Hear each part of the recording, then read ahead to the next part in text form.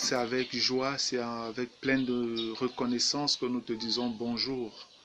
Bonjour à toi Seigneur Jésus-Christ, bonjour Saint-Esprit béni. Toi qui veilles sur nous, toi qui nous conduis dans le perfectionnement, toi qui continues à nous parfaire dans la sanctification. Ô Dieu, nous te disons merci pour ton amour. Papa, merci encore pour cette journée particulière. Père, parce que ce n'est pas un hasard qui nous rassemble ici. C'est parce que tu l'as voulu, Éternel. C'est pourquoi nous pouvons te dire merci encore pour ce dimanche 8 juillet 2018. Merci pour tous ceux qui sont là ce matin. Seigneur, nous te remettons cette rencontre et nous prions que dans ta grâce, véritablement tu donnes à chacun ici de porter ses regards vers Jésus-Christ, qui est au centre, Seigneur, de notre rassemblement. Nous sommes autour de lui, Seigneur, et nous voulons davantage contempler sa gloire, au travers même de la parole bénie, Seigneur, qu'il a inspirée par le Saint-Esprit à ses saints serviteurs, prophètes et apôtres. Seigneur, cet enseignement qui nous est parvenu jusqu'aujourd'hui et qui agit pour tous ceux-là qui ont foi en ce qui est écrit. Seigneur, nous voulons être de ceux-là qui croyons ce qui est écrit et nous te supplions d'accomplir tes promesses et tes bénédictions dans notre vie au nom puissant et glorieux de Jésus-Christ. Amen. Gloire à Dieu. Voilà, bien-aimés, je rends grâce au Seigneur qui nous donne en ce dimanche 8 juillet 2018 de nous retrouver encore afin de continuer notre série d'enseignements sur le livre de Romains, principalement les chapitres 5, 6, 7 et 8. Déjà, dimanche dernier, nous avons étudié Romains 5. Et en gros, je pourrais vous dire que la chose à retenir dans Romains 5, c'est l'assurance que Dieu voudrait que tous ceux qui ont cru en son Fils Jésus-Christ aient vis-à-vis de lui. Dans Romains 5, on nous fait comprendre que Jésus-Christ est mort pour nous, qui nous a rachetés par son sacrifice. Et la chose merveilleuse qui est révélée dans Romains 5, c'est que lorsque nous étions même encore ennemis de Dieu, Dieu a donné son Fils, l'objet de toute son affection, pour nous sauver. Nous n'avons donc plus à craindre ou à douter de ce que Dieu soit véritablement de notre côté. Je vais dire ça comme ça. Parce que si lorsqu'on était ennemi de Dieu, Dieu a donné la chose ou la personne la plus précieuse qu'il avait en son Fils, à plus forte raison maintenant que nous sommes devenus ses enfants, parce que nous avons reconnu le sacrifice de son Fils à la croix pour nous sauver. Alors nous avons véritablement toutes les raisons pour faire confiance au Seigneur, pour notre marche avec lui, pour notre persévérance en lui dans la foi. C'est vrai que ce n'est pas facile tous les jours. Nous avons vu qu'il y aura vraiment des moments difficiles que nous pouvons traverser en tant que chrétiens. Devenir chrétien ne veut pas dire que tout est résolu, tout est réglé. Tant que nous sommes encore vivants sur la terre, il y a des difficultés que nous allons traverser et nous les avons vues dans une certaine mesure dans Romains 5 le dimanche passé. Et je pense que c'est pourquoi par la suite le Seigneur nous donnait de lui faire confiance quoi qu'il arriverait. Il est avec nous, il est pour nous, il est en nous et il combat pour nous. Amen. Quelles que soient les difficultés qu'on peut passer, nous devons croire que le Seigneur est là. Ça peut sembler parfois comme s'il nous a abandonnés, comme s'il n'était plus là. On a envie de crier le cri de Jésus à la croix. Mon Dieu, pourquoi m'as-tu abandonné? Mais aucune personne n'a plus le droit de pousser ce cri. Une seule personne avait le droit de la pousser. Une seule personne. Et elle l'a poussé. C'était Jésus. Amen. Jésus seul avait le droit de pousser ce cri. Tous les hommes qui poussent ce cri aujourd'hui sont totalement dans l'erreur. Tous ceux qui l'ont poussé avant Jésus étaient dans l'erreur. Lorsque vous regardez même dans les psaumes, quand ces cris sont poussés par David, ce sont des psaumes qu'on appelle des psaumes messianiques, dont ça annonçait déjà ce que le Messie Jésus allait faire ou allait dire. Aucun être humain n'a le droit de pousser ce cri. Pourquoi? Parce que tous les hommes naissent des pécheurs. Et aucun ne peut dire à Dieu, pourquoi m'as-tu abandonné? Parce que tu es un pécheur. Et le péché, la Bible dit que c'est le péché qui nous sépare de Dieu. Mais le Seigneur a dû dépasser la chose du péché en son Fils Jésus, parce que Jésus était le seul homme juste qui ait marché sur cette terre. Et on a dit la dernière fois que Jésus a bousculé véritablement la justice de Dieu. Il a satisfait par son sacrifice. Et c'est pourquoi lui juste, seul avait le droit de pouvoir dire à la croix, mon Dieu, pourquoi m'as-tu abandonné? Parce que véritablement, il n'avait pas péché. Dieu n'avait pas à l'abandonner. Ceux qui pêchent ou ceux qui sont dans le péché n'ont pas demandé ça à Dieu. Lui seul pouvait et avait le droit de le faire et il l'a accompli déjà. Et s'il l'a fait, c'est pour que tous ceux qui sont en lui désormais n'aient plus à pousser ce cri. Mais pour cela, il faut comprendre ce que Dieu a accompli au travers de Jésus-Christ. Amen. Devenir chrétien, vraiment, je vous dis, ce n'est pas simplement des rassemblements de personnes pour dire on vient adorer Dieu, on vient écouter la parole de Dieu et puis on rentre chez nous. Devenir chrétien, c'est toute une formation, c'est une école de vie. C'est un apprentissage pour vivre la vie de Christ. Et cela se passe au quotidien, dans chaque jour. C'est pourquoi il est important de revenir parfois sur les mêmes choses, afin que les gens les comprennent. Que les gens sachent pourquoi ils ont même cru. C'est quoi devenir un chrétien? Qu'est-ce que cela implique que de dire je suis chrétien? Ça veut dire quoi? Dire je suis chrétien.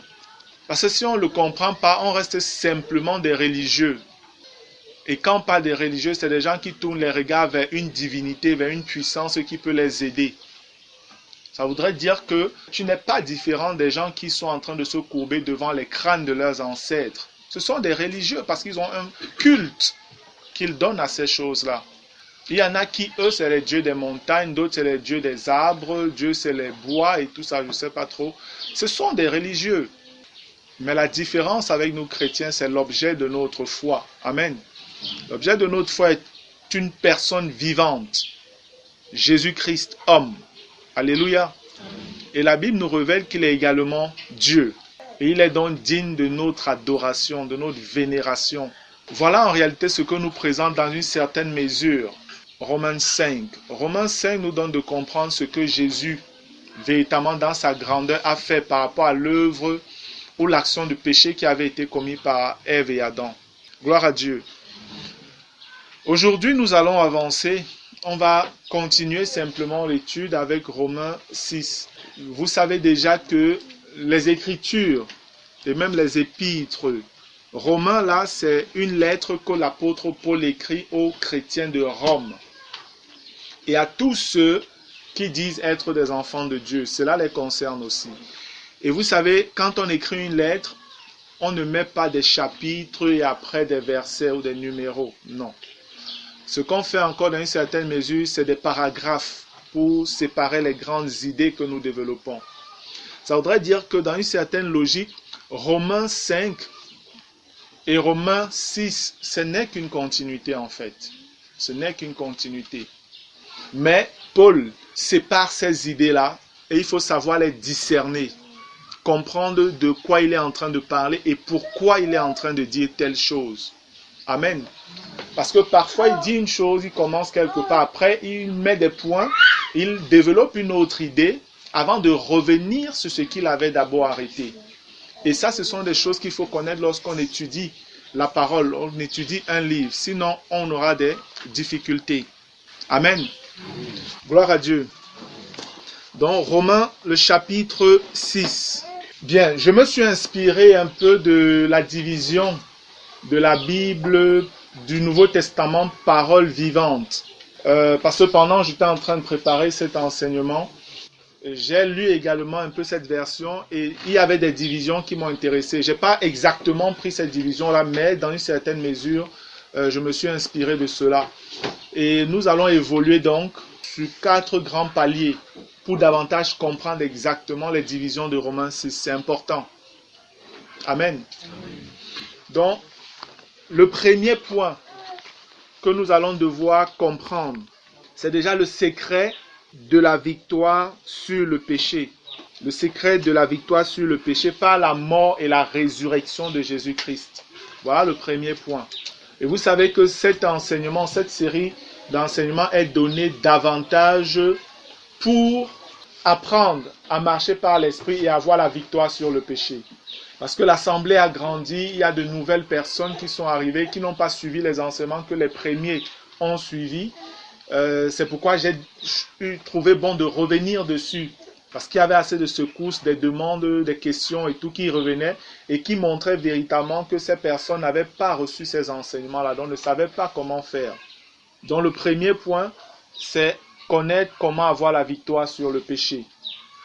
Et ça, c'est par la révélation de ce que nous sommes, par la mort et la résurrection de Jésus-Christ. Ça, c'est le premier point. Le deuxième point, ayant donc compris cela, qu'est-ce que nous devons faire maintenant? Ayant compris que Jésus est mort et il est ressuscité, qu'est-ce que nous devons faire? Romains 6 nous le révèle également. Le troisième point, nous allons voir que nul ne peut servir deux maîtres à la fois. Jésus-Christ l'a dit, et cela apparaît encore dans Romains au chapitre 6. Ici, c'est un état où on peut dire, nous ne sommes plus sous la loi, mais nous sommes sous la grâce. Qu'est-ce que cela implique, nous ne sommes plus sous la loi, et qu'est-ce que cela implique, nous sommes maintenant sous la grâce? Peut-on être sous la grâce et délibérément vivre dans le péché? Là, il y a un problème. Amen. C'est que là, il y a un problème. C'est que vous êtes en train de dire une chose et son contraire. La grâce de Dieu nous apprend à vivre loin des impiétés de ce monde. Amen. Elle ne nous donne pas la liberté ou la permission de vivre dans l'impiété. Pas du tout.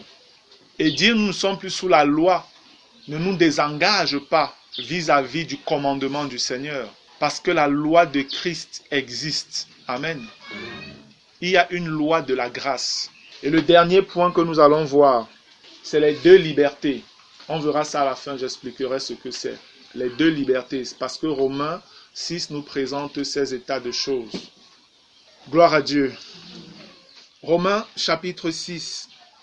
Et je vais travailler en fonction de cette division. J'utiliserai également la version parole vivante, un peu comme un résumé. Dès que je vais expliquer un bloc de ce que j'ai donné là, après je vais lire ce même bloc dans la version parole vivante, pour qu'elle soit un peu comme en signe de conclusion, parce que c'est souvent un peu plus développé dans parole vivante. Amen.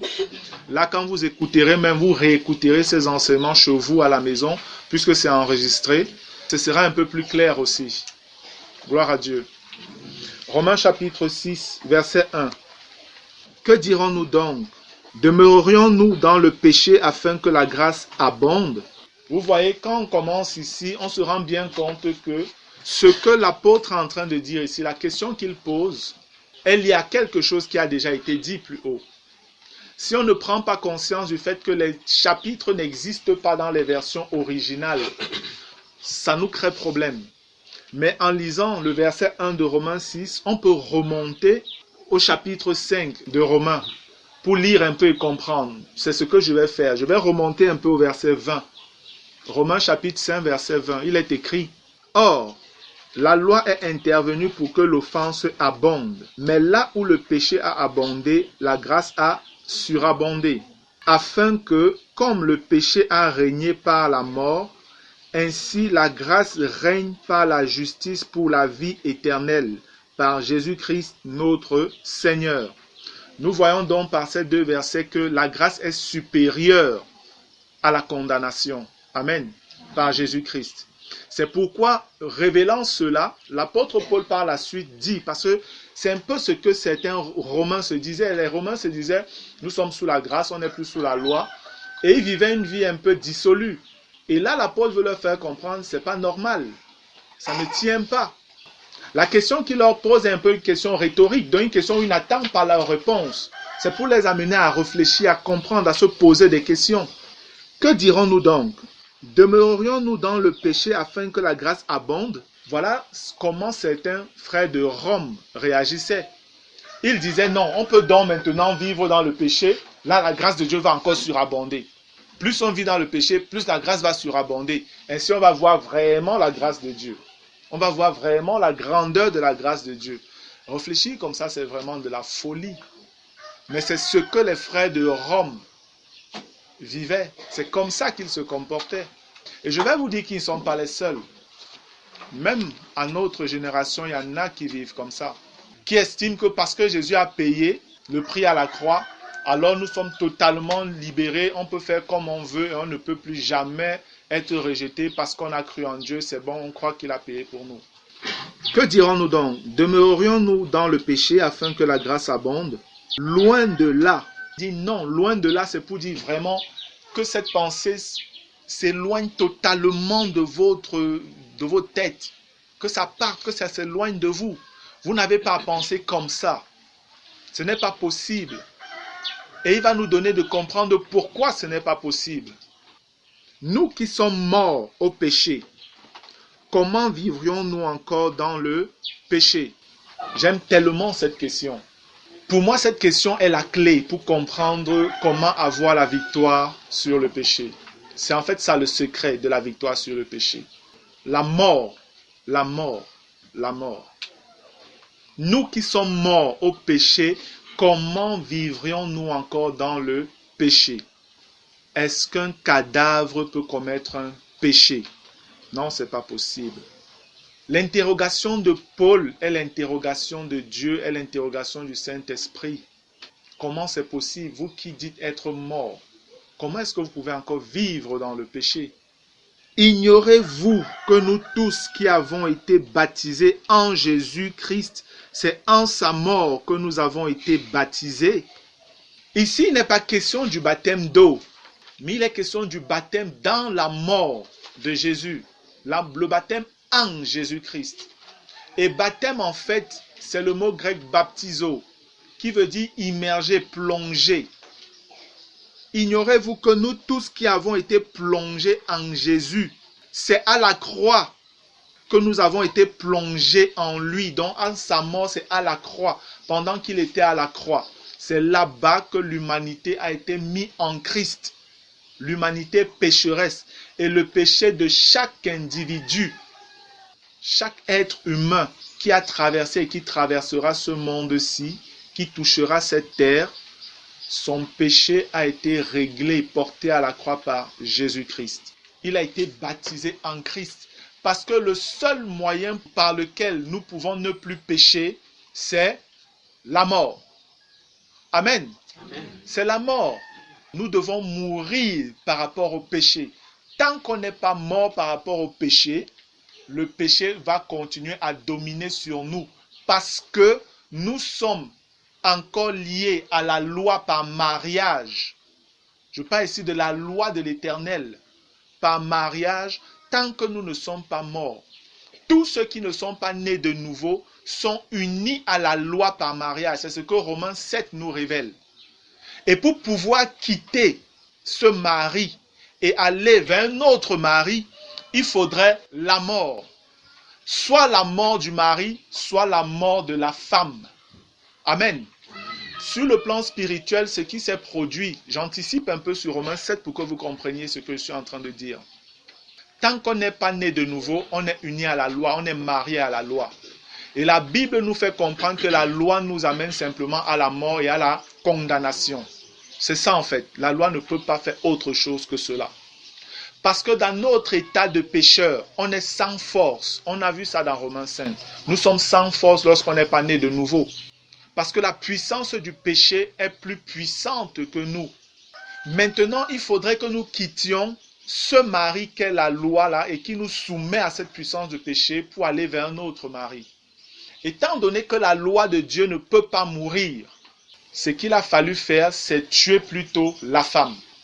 Et c'est ce que Romains 7 nous révèle en fait. Sur le plan spirituel, ce que Dieu a fait, nous, pécheurs, nous sommes morts.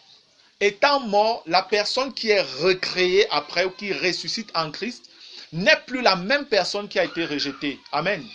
Et cette nouvelle personne donc a la liberté de pouvoir s'unir à un autre mari sans problème. Amen.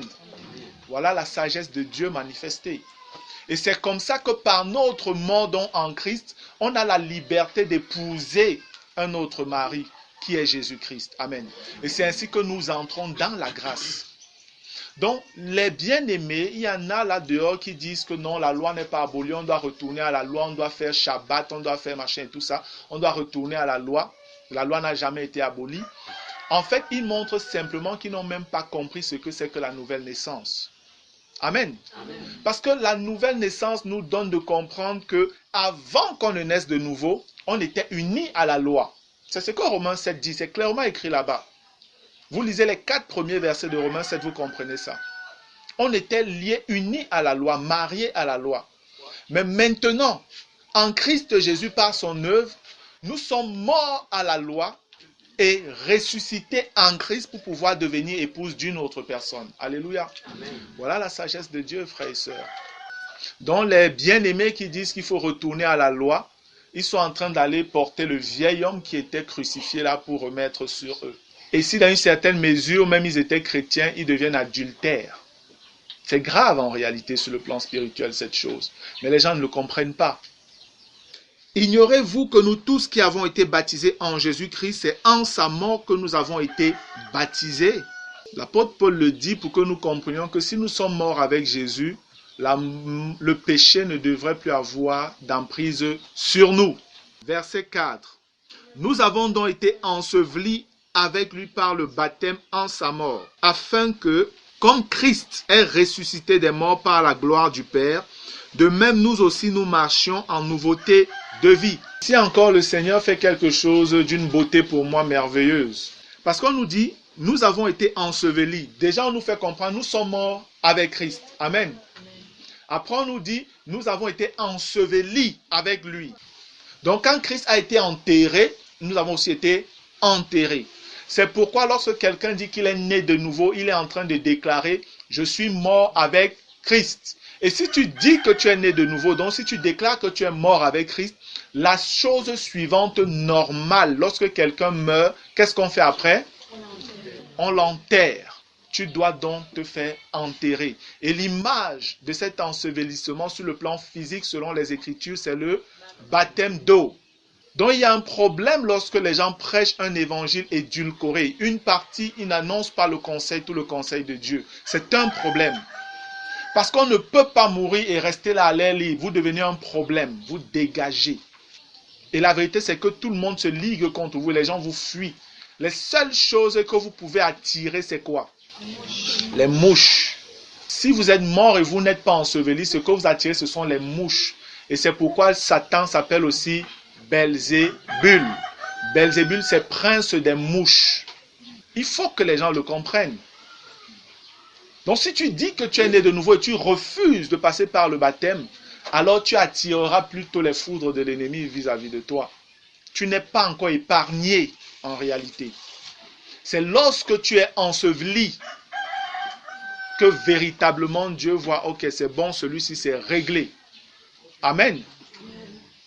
Et c'est à ce moment-là que véritablement la puissance de la résurrection peut commencer à se manifester dans ta vie. Parce que tu es d'abord en état d'obéissance et de soumission à la volonté de Dieu. Amen. Tous ceux qui disent qu'ils sont nés de nouveau et qui ne sont pas baptisés d'eau sont dans la désobéissance. Si c'était par ignorance, alors en écoutant ce message, vraiment crie à Dieu, demande-lui de te conduire vers des frères qui peuvent te faire baptiser dans l'eau. Amen. Et le Seigneur est fidèle, il le fera parce que c'est sa volonté. Maintenant, on nous dit au verset 4, « Nous avons donc été ensevelis avec lui par le baptême en sa mort, afin que, comme Christ est ressuscité des morts par la gloire du Père, on devrait normalement attendre qu'on nous dise, de même nous ressuscitions avec lui. » Mais ce n'est pas ça. On nous dit plutôt, de même nous aussi nous marchions en nouveauté de vie. En fait, on nous donne directement ici la conséquence du fait que Jésus-Christ soit mort et ressuscité. Alléluia. Amen. Si Jésus est mort et ressuscité, et que toi également tu es en lui, en conformité à sa mort et à sa résurrection, le résultat c'est marcher d'une manière nouvelle.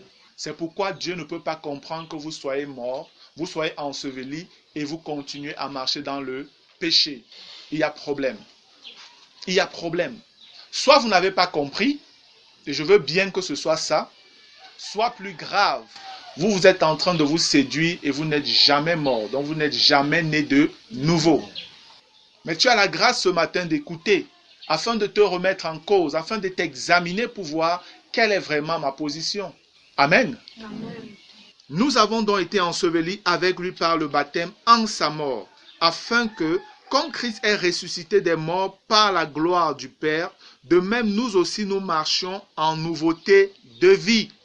Nouveauté de vie, nous comprenons tout ce que ça veut dire, bien-aimés. Ça veut dire que tel tu marchais avant, non, tu ne peux plus marcher comme ça, tu changes. Si tu étais avant un voleur, tu ne voles plus. La Bible dit que tu dois même travailler de tes mains pour donner aux autres désormais. Amen. Le voleur, lui, ne travaille pas. Son travail, c'était arracher ce que les autres avaient travaillé à la sueur de leur front.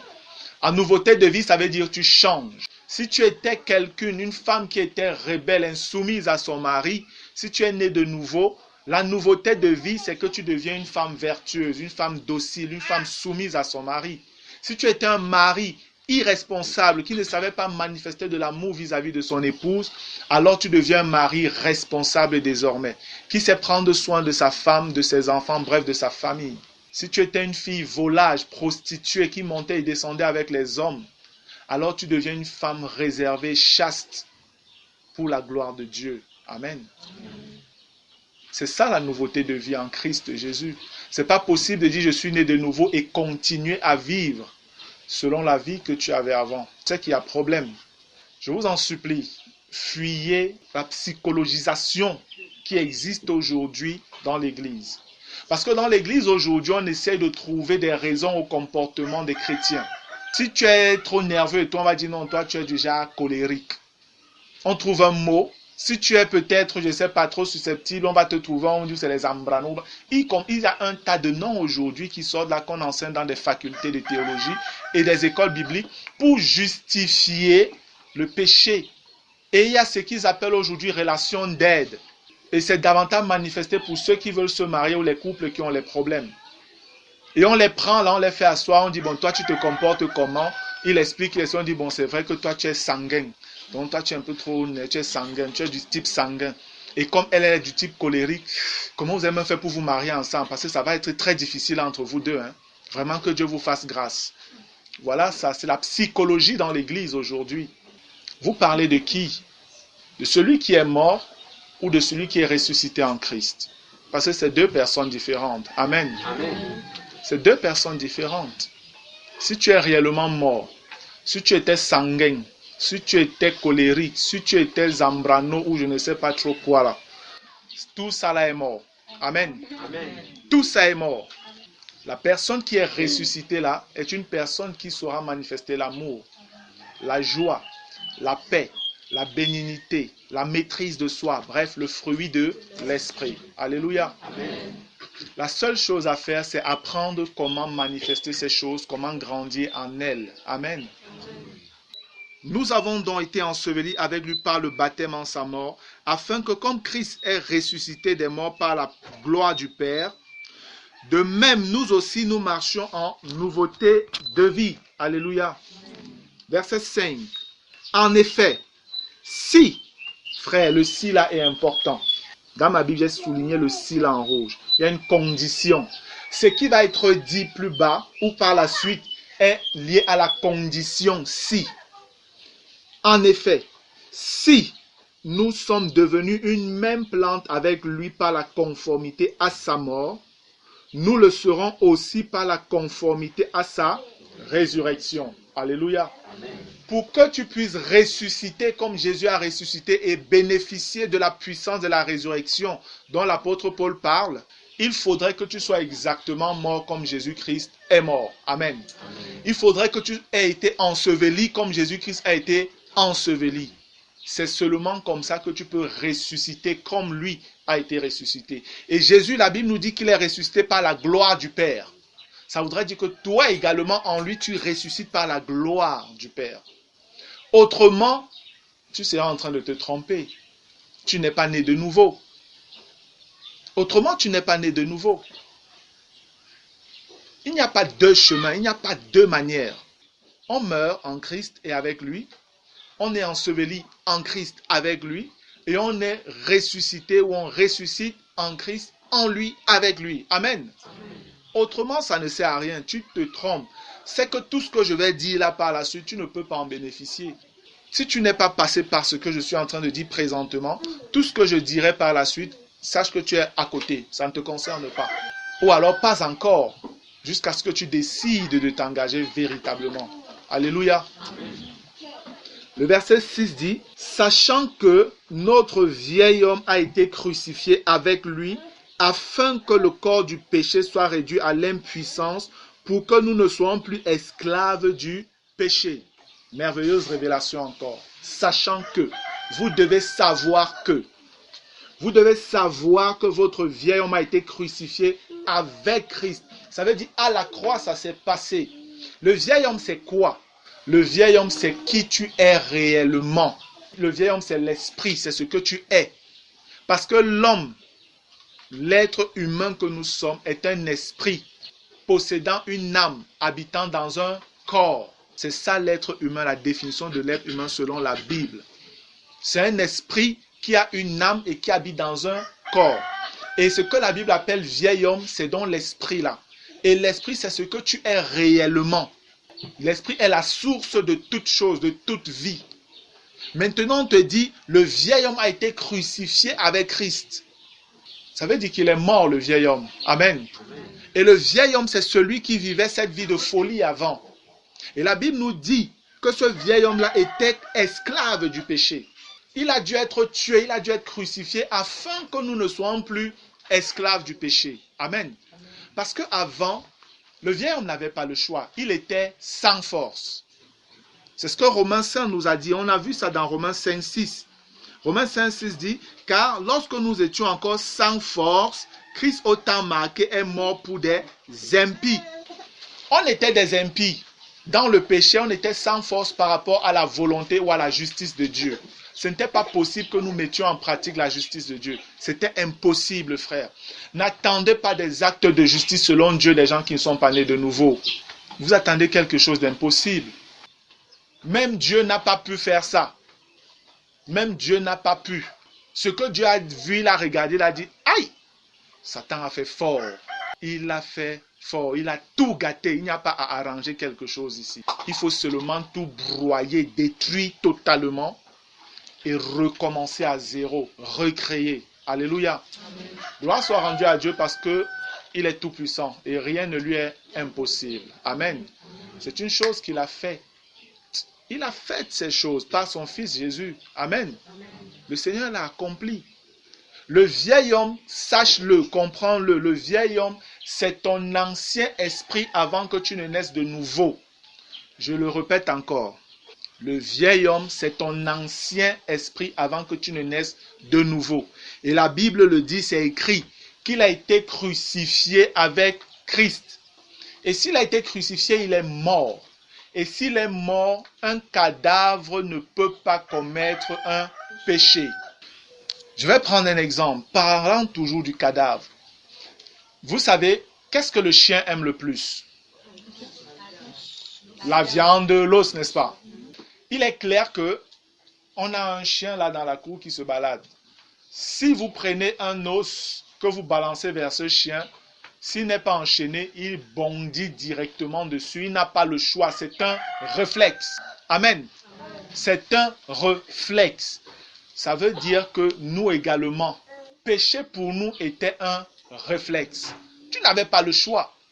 C'est comme ça qu'il y a des femmes, quand elles voient, dès qu'un homme vient vers elle, elle ne peut pas dire non. Elle est seulement dedans.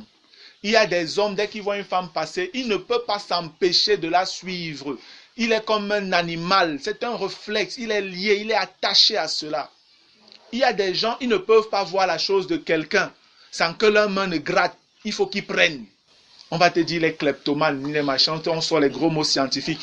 Il est malade de la maladie du péché. Amen. C'est le péché, c'est un voleur. Et il faut qu'il soit tué, il faut qu'il meure, que la main là soit crucifiée. Il y a des gens comme ça, c'est le réflexe, ils n'ont pas le choix. De la même manière qu'un chien n'a pas de choix devant un os ou devant un bon gigot de viande, c'est comme ça que ceux qui ne sont pas nés de nouveau sont vis-à-vis du péché. Vous n'allez pas les voir tomber tous dans n'importe quel péché, non. Mais si tu n'es pas voleur, tu seras un grand menteur. Tu mens pour rien. Et moi, j'en connais des gens comme ça. Ils mentent pour rien. Il y a des gens, ils volent même ce dont ils n'ont pas besoin, ils volent seulement. Ils volent. Quand on parle d'esclavage du péché, c'est ce que je veux que vous compreniez. Quelqu'un qui n'est pas né de nouveau est esclave du péché. Un esclave n'a pas le choix, il ne fait que ce que son maître lui dit. Et son maître ici, c'est la chair, la puissance du péché et de mort qui est en lui. Donc dès que la chair te dit, fais ça, bagarre comme tu veux, tu vas seulement faire. Amen. Tu vas seulement faire. C'est de la même manière que le chien, vous lancez l'os, il bondit seulement dessus. Il va seulement bondir dessus. Pareil, si c'est un bon gigot de viande, c'est plus grave, il va passer son temps là-dessus. Maintenant, un chien qui est mort, le chien est mort, ou alors un chien est couché. Vous voyez un chien couché, il a la tête tournée de l'autre côté, et vous balancez un os qui vient atterrir devant lui, devant près de sa bouche. Il ne bouge pas. Il reste à sa même position, la tête même ne fait pas ça avant de se recoucher. Il ne bouge pas. Qu'est-ce que vous en concluez? Il est mort. En réalité, c'est ce que Dieu dit de nous par rapport au péché. Le Seigneur dit que si tu es mort au péché, quelles que soient les tentations de l'ennemi vis-à-vis de toi, tu dois être comme ce chien mort devant cet os, devant ce gigot de viande. Tu ne réagis pas. Tu n'es pas attiré, tu n'es pas tenté par cela. Amen. Tu n'es pas tenté par cela. Le chien tel que l'os est placé, tel qu'il est mort là, l'os là peut faire là des heures, des jours, des années. Ça va rester là pareil. Il ne bougera pas. C'est l'attitude que Dieu dit que nous devrions avoir vis-à-vis du péché. Parce que c'est l'attitude que Jésus avait vis-à-vis du péché quand il était vivant sur cette terre. Amen. C'est pourquoi la Bible nous dit qu'il a été tenté en toutes choses, mais il n'a pas péché. Mais il n'a pas péché. Il n'a jamais été tenté par le péché, Jésus. Jamais. Amen. Amen. Sachant que notre vieil homme a été crucifié avec lui, afin que le corps du péché soit réduit à l'impuissance, pour que nous ne soyons plus esclaves du péché. On parle ici du corps du péché. Le corps du péché, c'est notre corps actuel, notre corps qui est dans la corruption, parce qu'il est faible, parce que le péché agit encore en lui, et parce que le péché se sert de ce corps pour assouvir à ses désirs, ses passions, ses convoitises. En fait, je dirais la chair. Amen. La Bible nous fait comprendre que la chair a des désirs, elle a des passions, elle a des volontés. Et la chair est un esprit qui habite dans notre corps physique. Pas dans notre âme, pas dans notre esprit, dans le corps. Romains 7 et 8 parlent de cela. Présentement, nous sommes dans Romains 6. La puissance de péché et de mort, que la Bible appelle la chair, est dans notre corps. Et la Bible appelle notre corps le corps de mort parce que la chair agit en elle. Mais maintenant, on nous fait comprendre au verset 6, sachant que notre vieil homme a été crucifié, donc la partie de nous, notre être ancien qui aimait péché, qui était soumis au péché, on dit elle a été crucifiée, donc elle est morte. Pourquoi? Afin que le corps du péché soit réduit à l'impuissance. Ça voudrait dire que l'esprit là, étant sorti, Dieu l'a enlevé, Dieu l'a tué et a mis en Christ. Cet esprit maintenant n'est plus susceptible d'agir en nous, mais seulement la chair continue à résider dans notre corps. Avant, la chair avait la possession de l'esprit, de l'âme et du corps. Mais quand nous naissons de nouveau, notre esprit devient le lieu très saint de notre corps. Amen. Amen. Tout notre être qui est le temple du Saint-Esprit. La chair puissante de péché et de mort ne peut pas résider dans notre esprit parce que c'est le lieu très saint. C'est le lieu très saint. Seul le souverain sacrificateur a le droit d'y entrer, de voir ce qui y est. Et qui est le nouveau souverain sacrificateur? Jésus. Amen. Et il y est pour toujours. Il n'y entre pas une seule fois par an.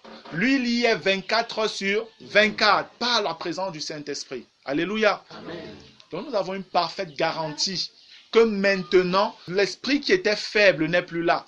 Nous sommes régénérés par le Saint-Esprit et Dieu a fait habiter en nous, dans notre esprit nouveau, son Saint-Esprit qui nous donne la force aujourd'hui, frères et sœurs, de dire non aux sollicitations du péché. C'est pourquoi on dit afin que nous ne soyons plus, pour que nous ne soyons plus esclaves du péché. Le corps de péché a été réduit à l'impuissance. Donc, on n'est plus commandé par ses passions, par ses désirs et toutes ces choses qui étaient animées par la chair. Le corps en lui-même n'est qu'un instrument. Quand on va parler de la différence entre la tentation et le péché, c'est dans Romains 7, je reviendrai, j'expliquerai davantage cela. Amen. Mais si je veux que nous comprenions l'action de la mort de Christ pour nous, comment avoir la victoire sur le péché, c'est qu'il faut comprendre. Il faut simplement comprendre que nous sommes morts au péché avec Jésus-Christ. Amen. Et qu'un cadavre ne commet pas de péché. Les sensations que vous pouvez avoir liées au péché ne viennent pas de vous. Elles viennent d'une autre puissance que la Bible appelle la chair. Amen. On va voir comment débusquer la chair, comment voir ses ruses, comment voir ses actions et comment lui dire non. Et si vous arrivez à ce stade, alors vous allez commencer à marcher dans la victoire sur le péché. Amen. Vous grandirez et marcherez par l'esprit désormais. Alléluia. C'est ça le but de la vie chrétienne. C'est pourquoi Dieu nous a sauvés. Pour que nous soyons comme son Fils. Pour que nous brillions sur cette terre comme son Fils. Pour que nous parlions comme son Fils. Pour qu'on fasse ce que son Fils, physiquement, s'il était encore là, aurait fait. En fait, Dieu veut beaucoup de Jésus-Christ sur la terre au travers de toi et de moi. Amen. Et il a accompli. Il a fait tout ce qu'il devait faire pour que la chose soit possible, bien-aimé. Le Seigneur l'a accompli. Gloire à Dieu.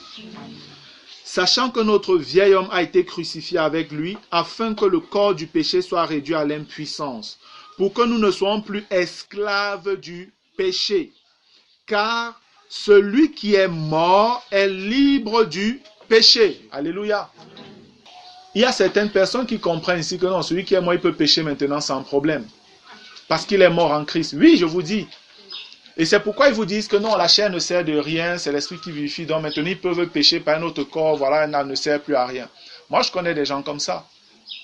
Donc ils se permettent de fumer, ils couchent avec des femmes à gauche et à droite, ils n'ont pas de pression. Parce qu'ils sont morts, ils sont libres du péché.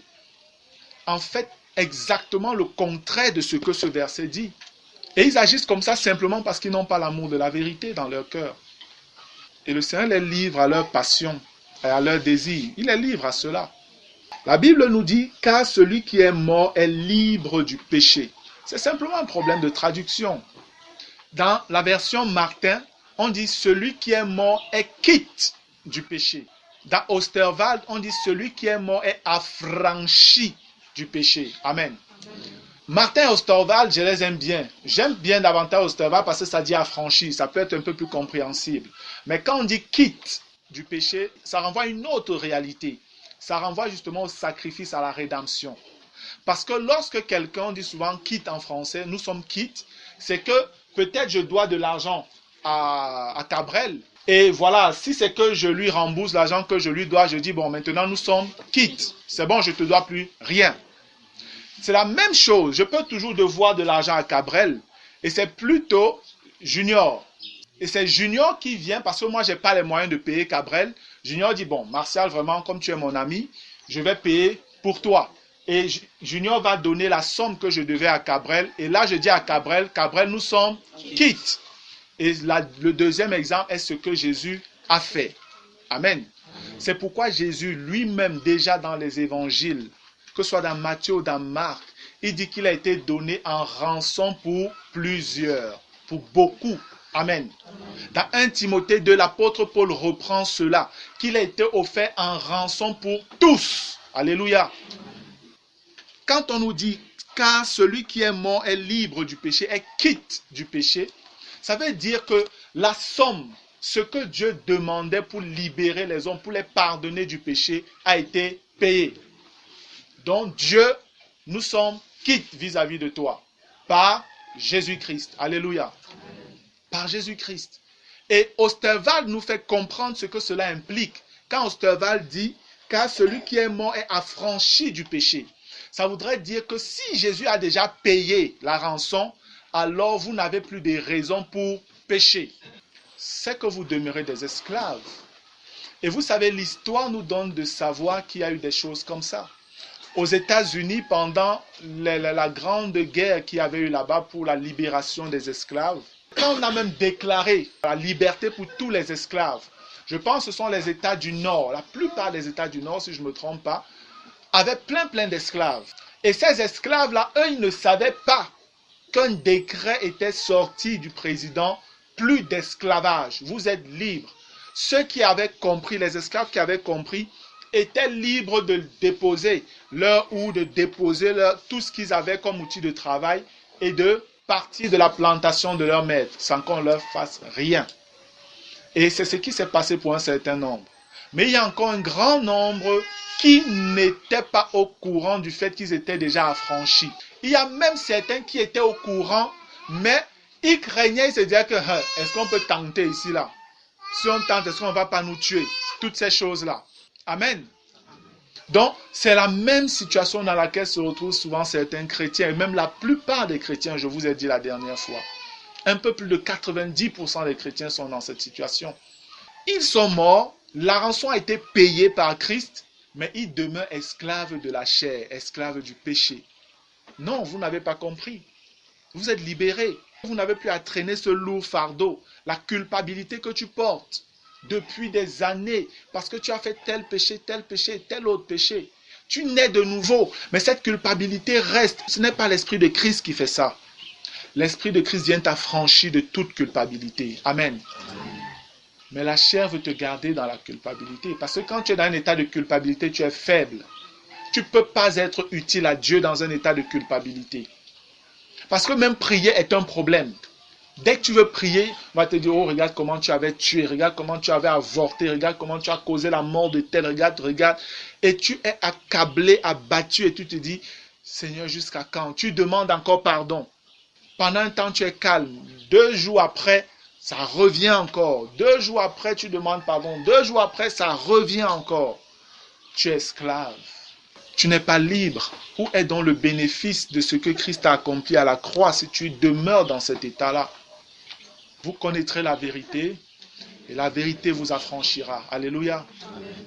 La Bible nous dit, car celui qui est mort est libre du péché. Le mort ne pêche plus. Le mort n'a plus rien à voir avec le péché. Le péché n'a plus aucun pouvoir sur celui qui est mort, qui est affranchi en Christ. Alléluia. Verset 8. Or, si encore, condition, c'est encore souligné en rouge chez moi. Or, si nous sommes morts avec Christ, nous croyons que nous vivrons aussi avec lui. Amen. Mais seulement il faut d'abord être mort avec lui. Plus haut, on nous dit mort conformément. Donc mort exactement comme lui, il est mort. C'est la mort de la croix. Et la mort de la croix est quelque chose qui vous humilie, qui vous met à terre, qui vous paralyse totalement. Parce que quand on est à la croix, frère, tout notre être est secoué. Tout notre être est secoué. La mort par crucifixion est une mort terrible.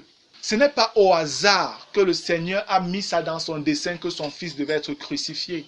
Les Juifs ne crucifiaient pas les gens, ils les lapidaient. Ce sont les Romains qui crucifiaient. Et Dieu a voulu que son fils arrive au moment où les Romains sont en train de régner en Israël. Parce que la mort par crucifixion te met totalement à terre. Tes 2 pieds sont cloués, ils ne bougent plus. Tes 2 mains sont clouées, ils ne bougent plus. Et la posture dans laquelle tu es suspendu là, les médecins disent que dans la posture suspendue du crucifié, ta cage thoracique est appuyée de telle enseigne que même respirer devient difficile. Et si tu as du mal à respirer, ce n'est pas parler qui sera facile. C'est avec peine qu'on parle. Ça veut dire que quelqu'un qui est crucifié, même insulter les gens, ta bouche, ça va peser. Amen. Amen. Si tu es une femme insoumise, papa, sur ton mari, si tu es crucifié, c'est plus possible. Pareil pour le mari. Les maris lions là qui grognent, qui crient, qui rugissent sur leur femme. Si tu es crucifié, ce n'est pas possible. Mais si tu as encore la force de le faire, soit tu es simplement ignorant, ou alors, plus grave, tu n'as jamais été crucifié. Jamais. Or, si nous sommes morts avec Christ, nous croyons que nous vivrons aussi avec lui. Verset 9. Sachant encore, les sachants, ce sont des révélations en fait. Les sachants expriment des révélations, des choses que vous devez connaître. Sachant que Christ ressuscité des morts ne meurt plus.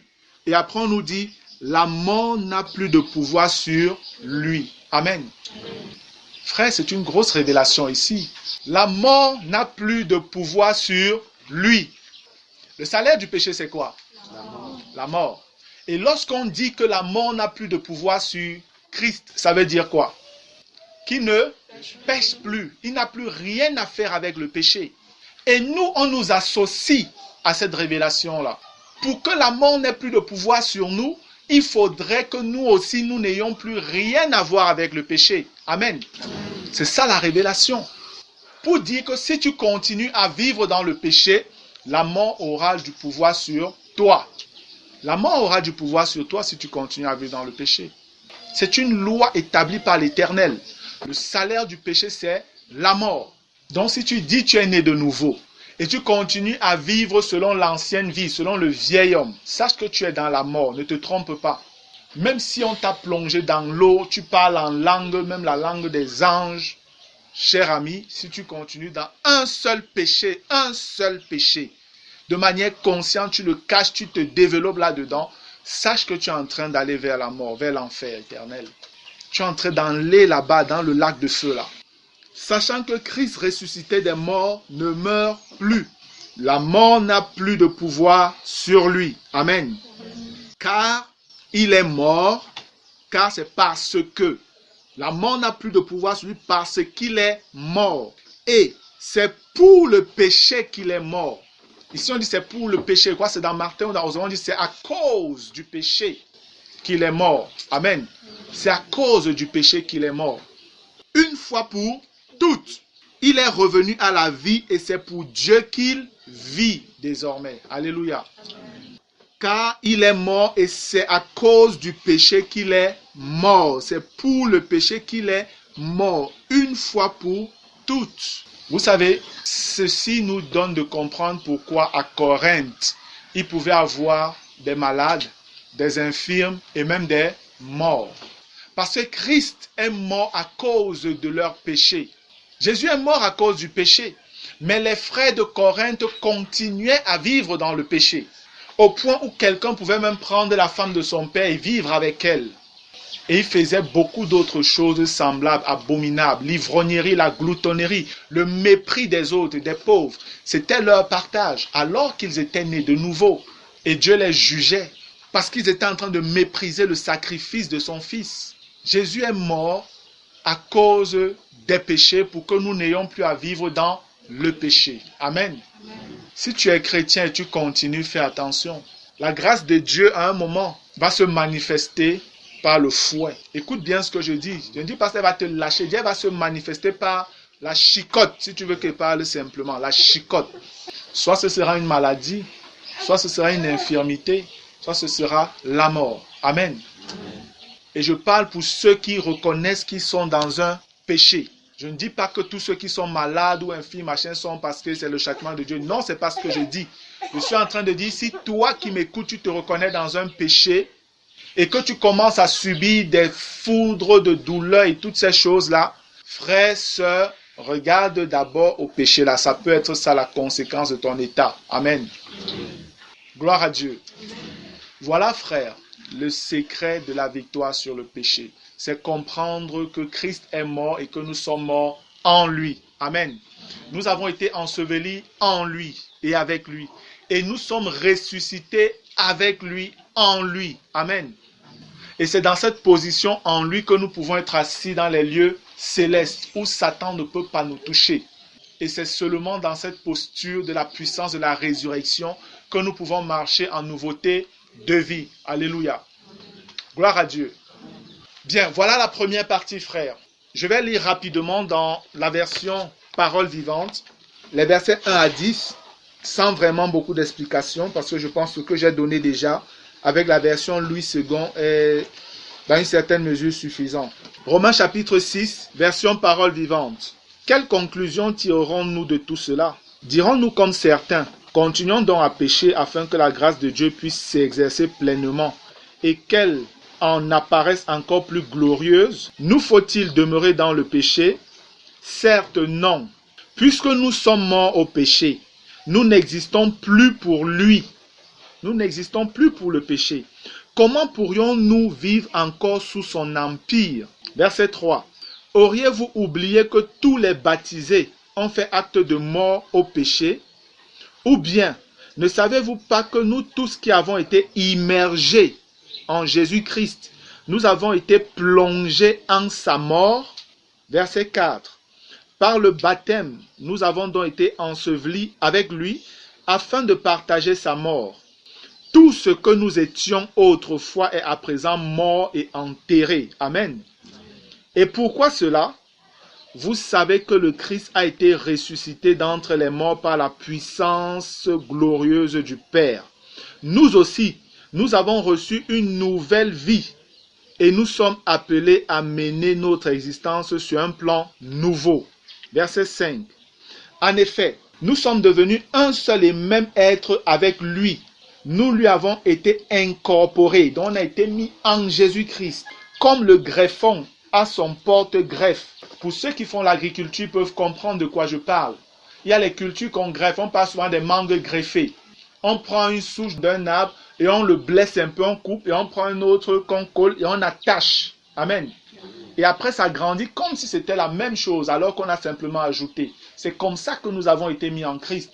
La vie de Christ coule désormais en nous. Amen. Gloire à Dieu. Si donc nous avons été implantés en sa mort pour mourir avec lui, nous le serons aussi en sa résurrection pour revivre comme lui. Comprenons donc que l'homme que nous étions autrefois a été cloué à la croix avec le Christ, afin que le péché soit réduit à l'impuissance et que le corps, instrument docile du péché, soit neutralisé. Nous avons été crucifiés avec le Christ, que le mal n'ait plus de prise sur nous et que nous n'ayons plus besoin d'obéir comme des esclaves à ses sollicitations. Verset 7. Un mort est quitte envers le péché. C'est la version parole vivante en fait qui le dit. La version parole vivante dit un mort est quitte envers le péché. Il est dégagé de sa responsabilité. Le mal a beau l'appeler, il ne répond plus. Alléluia. Amen. Il parle ici de la tentation. Vous n'êtes plus tenté par le mal. Amen. Parce que comme Dieu n'est pas tenté par le mal. Amen. Si vous êtes de la même plante que Christ désormais, vous n'êtes plus tenté également par le mal. Verset 8.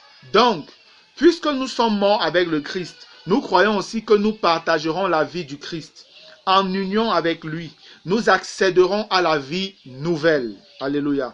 9. Car nous savons que le Christ ressuscité des morts ne mourra plus jamais. La mort a perdu tout droit et tout pouvoir sur lui, comme sur nous. Alléluia. Verset 10. Il est mort pour le péché une fois pour toutes. Mais à présent, étant ressuscité, il vit pour Dieu dans une communion parfaite avec lui. Alléluia. Voilà en fait le résumé des 10 premiers versets de Romains 6 que nous avons déjà étudiés. Amen.